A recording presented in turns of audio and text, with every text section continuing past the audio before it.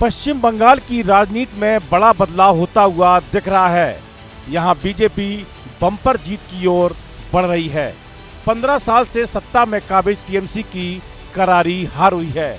ऐसा कहा जा रहा है कि मुस्लिम वोट में बिखराव की वजह से ममता को चुनाव में झटका लगा है।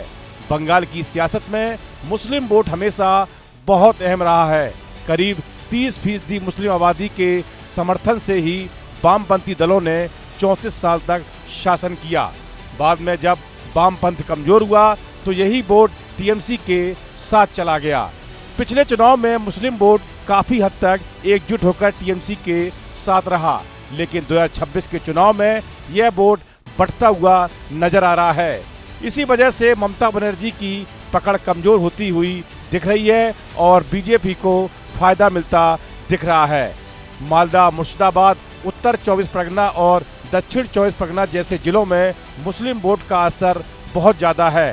पहले इन इलाकों में टीएमसी को बड़ी बढ़त मिली थी, लेकिन इस बार इन जगहों पर बीजेपी आगे दिख रही है।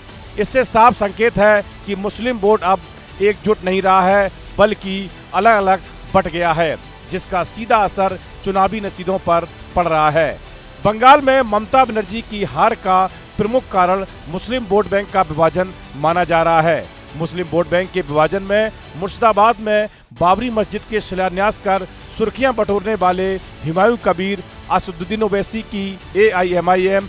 बंगाल में ममता बनर्जी की हार का प्रमुख कारण मुस्लिम वोट बैंक का विभाजन माना जा रहा है। मुस्लिम वोट के विभाजन में मुर्शिदाबाद में बाबरी मस्जिद के शिलान्यास कर सुर्खियां बटोरने वाले हुमायूं कबीर, असदुद्दीन ओवैसी की AIMIM और पीरजादा नौशाद सिद्दीकी की पार्टी ISF ने अहम भूमिका निभाई है। इन पार्टियों ने चुनाव के दौरान एक नैरेटिव बनाने की कोशिश की कि ममता बनर्जी मुस्लिमों को केवल एक वोट बैंक के रूप में इस्तेमाल कर रही हैं और ममता बनर्जी और उनकी पार्टी मुस्लिमों की हितैषी नहीं है। इस नैरेटिव का चुनाव परिणाम का असर भी दिख रहा है। हुमायूं कबीर पहले ममता बनर्जी की पार्टी में मंत्री थे, लेकिन नाराज होकर उन्होंने चुनाव से पहले अपनी नई पार्टी आम जनता उन्नयन पार्टी बना ली। बाबरी मस्जिद के मुद्दे के विवाद के बाद टीएमसी ने उन्हें पार्टी से बाहर कर दिया। हुमायूं कबीर ने राज्य की 294 में सीटों में से 115 सीटों पर अपने उम्मीदवार उतारे। टीएमसी की हार पर हुमायूं कबीर ने तंज कसते हुए ममता बनर्जी पर जमकर हमला बोला। क्या बोलूंगी, जो हुआ अच्छा हुआ, ये होना ही था।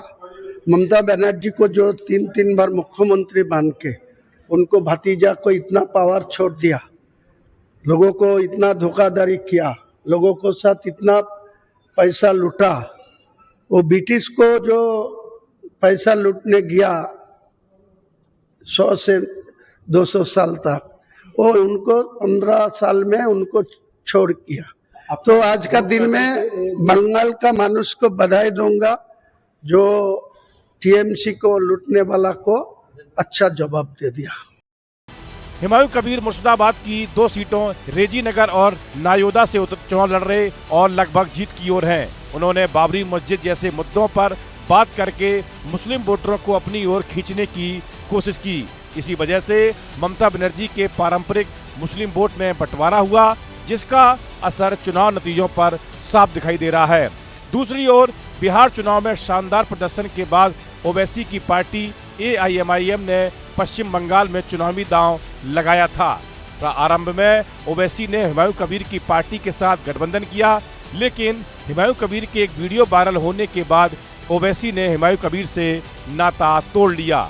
ओवैसी की पार्टी ने 12 सीटों पर अपने उम्मीदवार उतारे थे।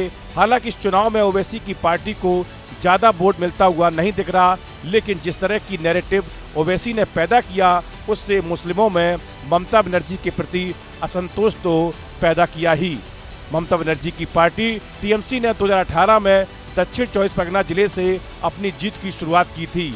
वहीं पहली बार टीएमसी ने जिला परिषद पर कब्जा किया था, लेकिन अब उसी इलाके के भांगड़ सीट पर टीएमसी को झटका लगा है, जहां नौशाद सिद्दीकी ने जीत दर्ज की और इस बार भी मजबूत प्रदर्शन कर रहे हैं। अब्बास सिद्दीकी बंगाल के एक बड़े मुस्लिम धार्मिक नेता हैं। उन्होंने 2021 में इंडियन सेक्युलर फ्रंट यानी कि ISF की बनाई थी। उनका मकसद अल्पसंख्यकों, दलितों और कमजोर वर्गों की आवाज उठाना था और उन्होंने लेफ्ट पार्टियों के साथ मिलकर चुनाव भी लड़ा था।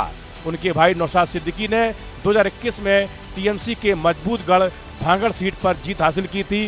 वे इस बार भी इसी सीट पर हैं और शुरुआत में पीछे रहने के बाद अब जीत की ओर बढ़ते दिख रहे हैं।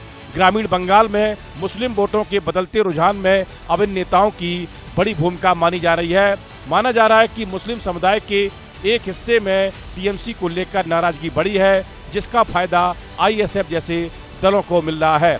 पश्चिम बंगाल विधानसभा चुनाव रिजल्ट के रुझानों में बीजेपी एक तरफा जीत हासिल करती हुई दिख रही है। वोटों की शुरुआती गिनती में कड़े मुकाबले के बाद अब हालात तेजी से बदलते नजर आ रहे हैं और बीजेपी ने निर्णायक बढ़त बनाते हुए सियासी समीकरण पूरी तरह उलट दिए हैं।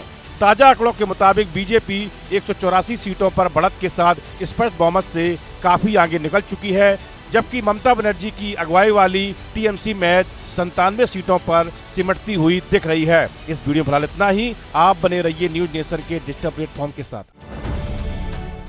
अब से डीडी फ्री डिश की चैनल नंबर 57 पर देखिए न्यूज नेशन।